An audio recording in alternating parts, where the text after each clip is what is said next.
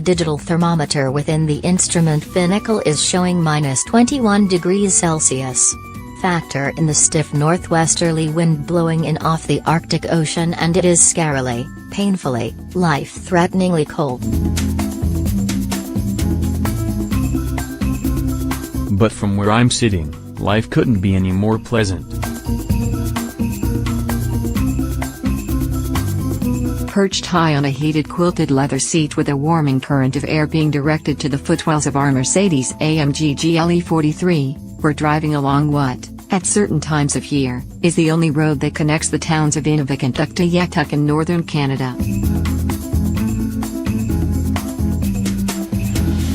Except that it is not a road at all, not in the traditional sense, anyway.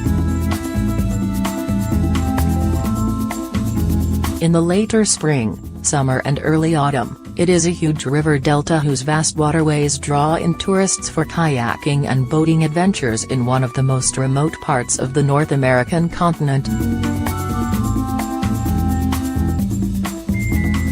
During the winter months, though, the river freezes to form a layer of ice that is then prepared like a huge meandering skating rink, creating a frozen highway that locals around these parts have come to call, for want of a better name, the Ice Road.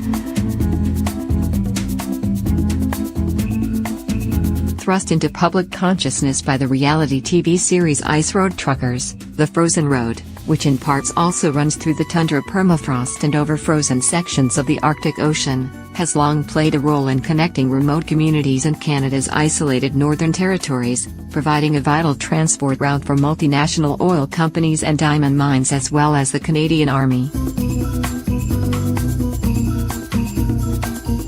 An extension of the land-based Dempster Highway beginning on the outskirts of Inuvik, the ice that forms over the Mackenzie River each winter has traditionally been prepared for a distance of 114 miles, ending on the entry to the town of Tuktoyaktuk.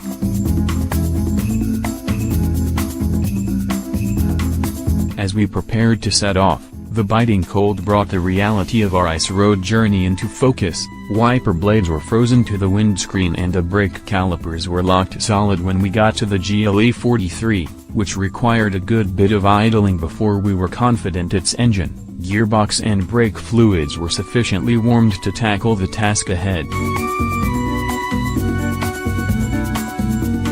Our plan is to travel in convoy with a GLE 400 and, just in case things should go horribly wrong, a G500 recovery vehicle.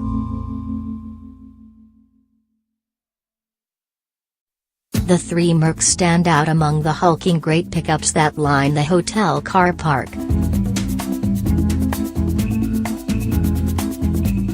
Earlier over breakfast, locals had recounted tales. It seemed everyone we met in Inuvik had their own experience of the ice road to share.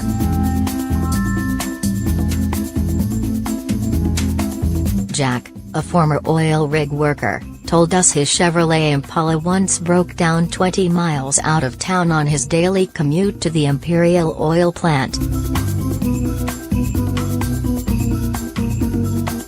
Now 68, he recalled how he nearly froze to death before help arrived. An oil line in the engine bay froze and split, leaving me stranded in the middle of the night.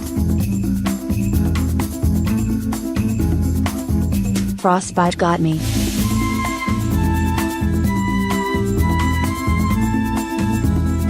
It was a close thing.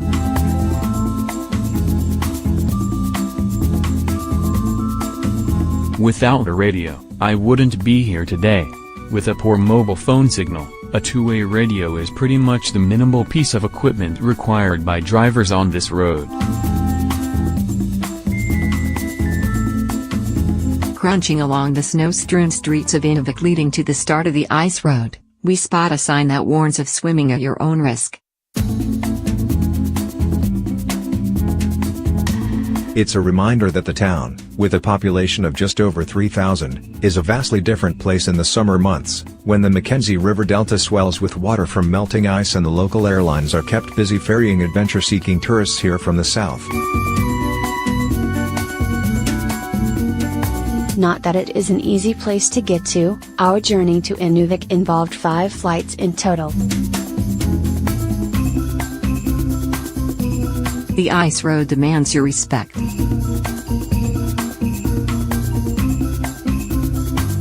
It's not a place to let your mind wander for too long.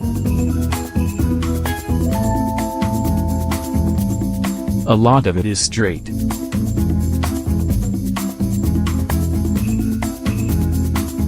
And although there is an occasional curve, they're all fairly gentle affairs requiring very little in the way of steering luck.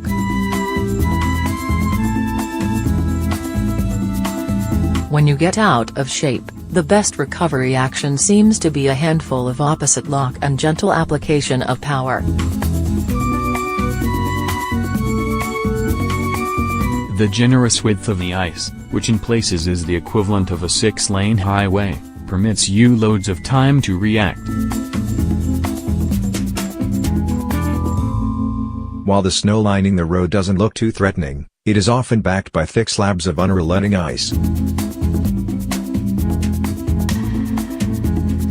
Our destination of Tuktoyaktuk, on the shore of the Arctic Ocean, is one of the northernmost towns accessible by car anywhere on the planet.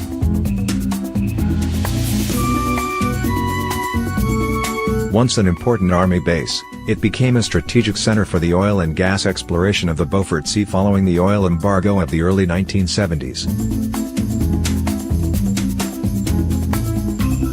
Petroleum giants such as Imperial Oil brought great prosperity and employment to the region, with the establishment of colossal drilling plants and associated infrastructure.